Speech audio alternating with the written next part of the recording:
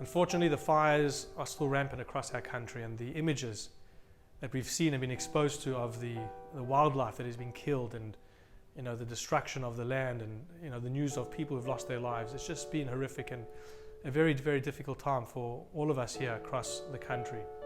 At the same time, it's been inspiring and encouraging to see so many people rally behind the firefighters, the victims of the fires, and so much money and so much has been given to try and assist in the bushfire relief. It's fantastic. Celebrities across the globe and people here, businesses and so on and so forth.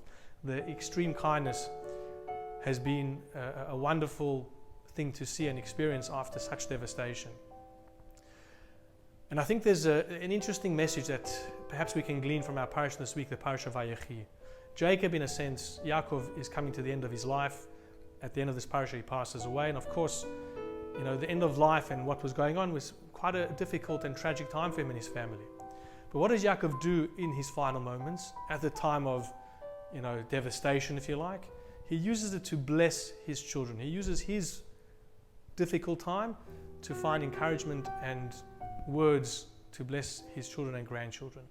And in some way, I think that's what we're seeing right now. We're seeing that through this devastation, where we could all sort of just take a step back and feel depressed or even angry, we're using it as an opportunity to bless, to try and find goodness within ourselves and others to help those that have been affected. But at the same time, we have to be very careful.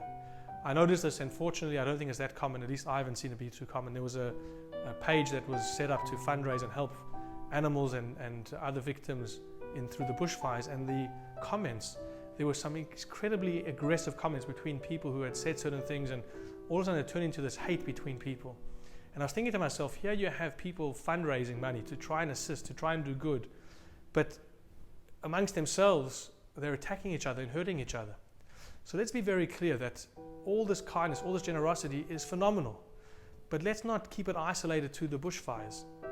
Just because you're being kind and generous to somebody who's been affected by the bushfire doesn't give you a right to be hurtful and harsh to somebody else. Let's utilize the blessing which we're giving to all those who need it, to all those around us, to our families, to our friends, to our communities. Yes, we might have differences of opinion, we might not agree how things have been handled, but don't let the goodness be overshadowed by being nasty and inhumane. Let us utilize the positive that has come out of this to really impact all aspects of our lives around us. May we see an end to the devastation, the tragedy, and please God, only good news going forward. Wishing you and yours Shabbat Shalom and a restful weekend ahead.